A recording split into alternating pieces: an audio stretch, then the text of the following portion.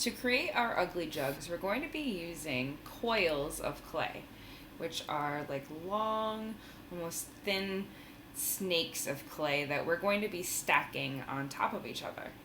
But first we have to create a base for our jug. So you want to get a ball of clay about this size, and you just want to roll it in your hands,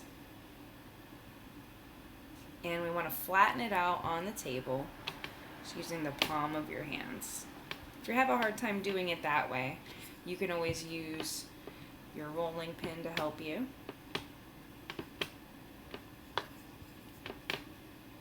But you want it to be the size of a cookie, a good sized cookie.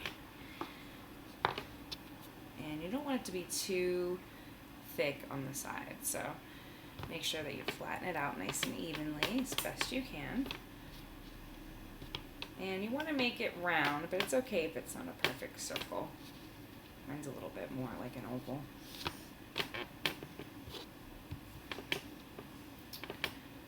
And once you get your base created, you're going to roll out some coils. And to create your coil, you're going to need some clay. You want to start just by squeezing it together to kind of stretch it apart. So we don't want to start with a ball of clay. Then we're going to roll it on the table. You want to start with your fingertips kind of closer together like this. And as you roll towards the end of your coil, you want to spread your fingers apart. That helps to stretch out the clay evenly. And you want to apply a little bit of pressure while you're doing this. Okay. When you're rolling your coils, you don't want it to be any thicker than one of your fingers. If it's too big, it'll make your jug really heavy, and if it's too thick, it's likely to crack or maybe break in the kiln. So take your time to kind of roll it out evenly. Alright, then we're going to need our base again, and we're going to start by attaching a coil along the edge of your base. But before we can do that, we have to do what's called slipping and scoring our clay to attach one piece to another. So slip, remember, is just clay mixed with water. It's kind of like glue when you're working with clay. And to score something means to scratch it. So we're going to use the teeth of this fork to scratch where our clay is going to attach together. So I'm going to scratch all along the edge of the base, just using my fork. Okay. And I'm also going to scratch one side of my coil.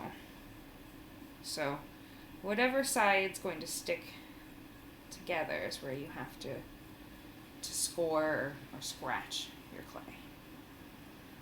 Means the same thing. Then you're going to put a little bit of slip where you scored your clay. You don't want too much because you don't want to turn your clay into mud. And then you're just going to stick your coil with that scratch side down all along that outer edge of the base. Just kind of want to push it down gently as you're doing that. If it's a little bit too long, you can just tear off part of it and just kind of smooth it together. Okay, so that's how you get your first layer. For your jug, we're going to build up layers of coils. So you want to have, I would say, probably 6 to 8 layers of coils built up. So for the next row or next layer, I would just go back and kind of score along the top of the coils. So I'm just kind of repeating that process.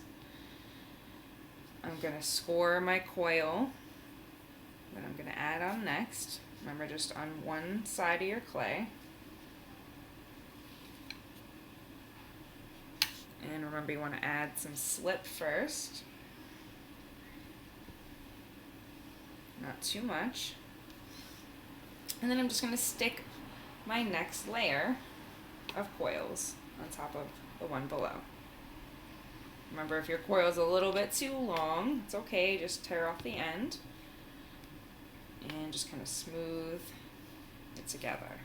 Okay, so if you look at it from the side, you can see that I'm starting to get a taller wall for my jug. So you want to continue with these steps until your jug is at least, I would say, 6 or 8 coils high, depending on how big your coils are.